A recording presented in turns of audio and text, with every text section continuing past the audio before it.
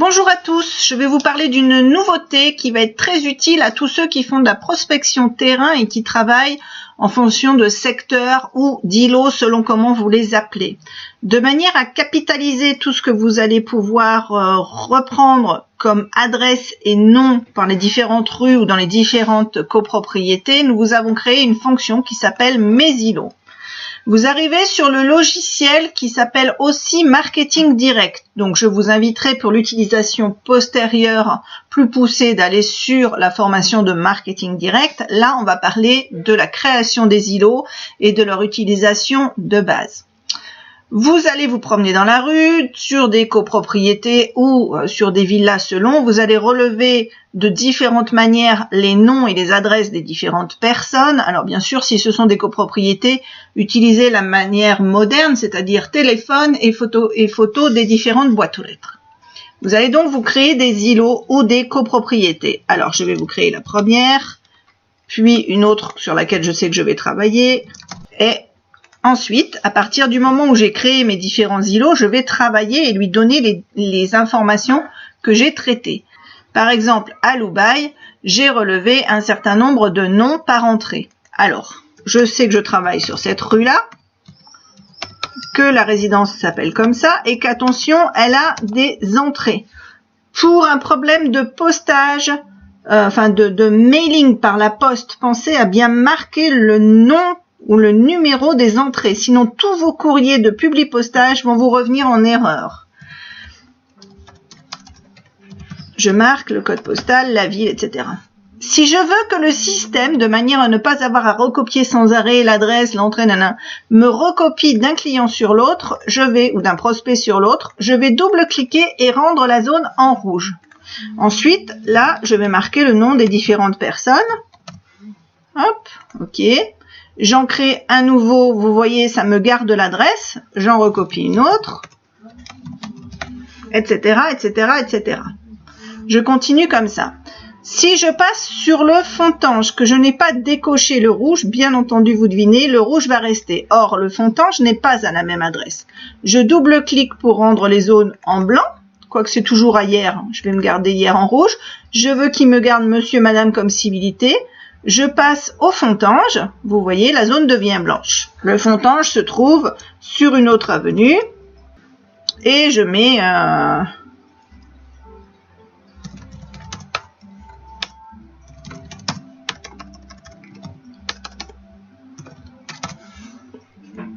Et je dis OK. Maintenant, la même chose, si je suis sur Loubaï et que je veux changer juste, donc je vais garder en double clic là, pensez à changer vos numéros d'entrée. Je vais garder double-cliquer ça. Là, je retire, je mets le 4, je dis à partir de maintenant, je veux que tu me recopies ça, etc. Enfin, là, c'est de la gymnastique. Vous allez vite comprendre comment ça fonctionne. Une fois que vous avez rentré sur vos îlots toutes les coordonnées de tous les noms au moins de tous ceux que vous vouliez, etc. Vous pourriez aussi, pendant votre petite balade sous un joli soleil, avoir rencontré des personnes au niveau de vos îlots, dont une qui vous donne plein d'informations. Vous avez peut-être envie d'enregistrer cette personne-ci comme étant le contact de l'îlot. Juste à côté, vous avez l'onglet Contact. Et vous pouvez mettre que c'est Monsieur Dupont, je sais pas, José, qui a un téléphone et un email donné, parce qu'il vous l'a peut-être donné, qui vous donne tout un tas de renseignements. Il vous a peut-être donné les codes des portes et il vous a peut-être dit que dans cette copropriété-là, le syndic, c'était ça. Il y a une zone de commentaires. Vous allez donc pouvoir rajouter plein d'informations ou éventuellement, si vous avez plusieurs contacts, rajouter le nom et les téléphones des autres contacts. Vous allez faire mise à jour, ça va mettre à jour votre dossier. À chaque fois que vous reviendrez sur cet îlot-là, vous récupérerez les informations. Ensuite, vous allez pouvoir aussi capitaliser ce dossier. C'est-à-dire que vous allez pouvoir l'utiliser et rentrer de plus en plus de renseignements. Jusque-là, comme vous n'avez ni téléphone ni mail, a priori, vous ne pouvez faire que du mailing papier. Donc, vous avez ici la possibilité de faire du publipostage pour pouvoir envoyer vos flyers. Donc, soit juste imprimer des étiquettes, soit faire quelque chose que les gens apprécient plus, c'est un courrier nominatif que là, il y a des chances qu'ils gardent.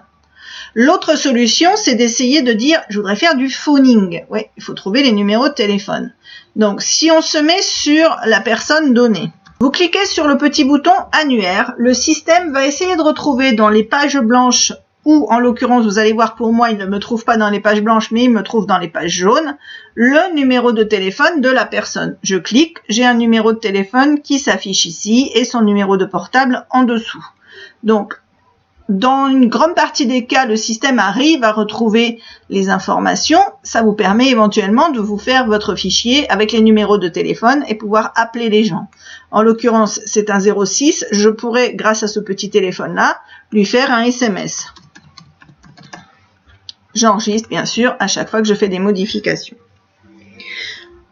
Ensuite, dans vos boîtages, vous avez peut-être mis des estimations gratuites. Donc, les personnes pourraient vous appeler pour vous demander de faire une estimation.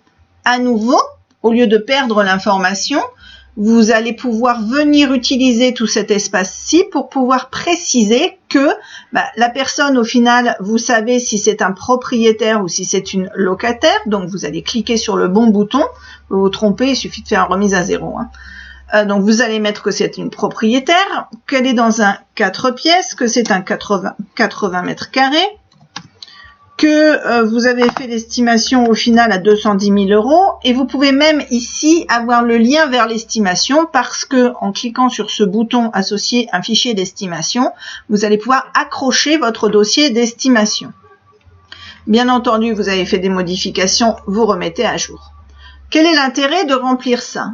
Eh bien, il se trouve que vous allez pouvoir, par exemple, savoir que dans la cage d'escalier, tous ceux qui sont à ce niveau-là de son entrée sont tous en 80 mètres carrés 4 pièces, que tous ceux qui sont au milieu, ce sont des studios, et que tous ceux qui sont à gauche, ce sont des 3 pièces, parce qu'il y a des copros qui sont faites selon une certaine logique.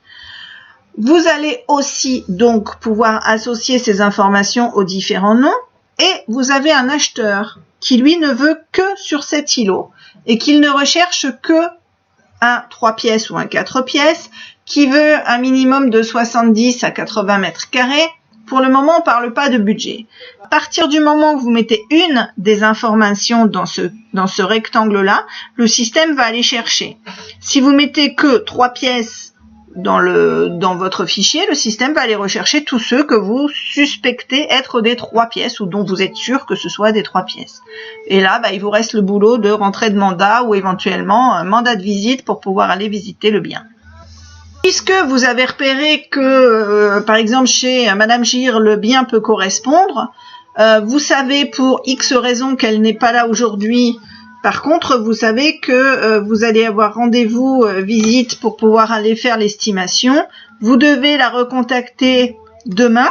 Vous allez donc indiquer votre raison, donner une date à laquelle vous devez le recontacter et cliquer sur « Création d'un recontactez-le ». Et là, au miracle, on suit la logique de « Il faut qu'il y ait tout sur un seul écran ». Au niveau de votre écran de base du CRM, on a dans les actions à faire le contact îlot à aller recontacter, donc l'îlot de Loubaï, Madame Gir, à tel numéro de téléphone pour avoir un rendez-vous de visite. Vous allez pouvoir, de manière à suivre ce que vous faites sur vos îlots, avoir ici une gestion des actions du fichier, donc de l'îlot, de dire que vendredi, je suis allé boiter. Vous avez une action de boitage. Vendredi, je suis allé boiter les entrées 5, 6, 7 et 8. Et je l'enregistre. Je peux suivre absolument tout ce que je fais au niveau de mon îlot ou ici en l'occurrence ma résidence. À partir du moment où ce fichier est enregistré, vous vous retrouvez exactement comme dans l'utilisation du logiciel Marketing Direct, puisque c'est un sous-dossier du Marketing Direct. Vous pouvez tout faire, vous pouvez cocher ceux qui sont donc tout cochés, ceux dont le mailing est disponible. Bref, je vous invite à revoir la vidéo sur le Marketing Direct pour voir tout ce que vous pouvez faire en plus de ce qu'on vient de vous réapporter.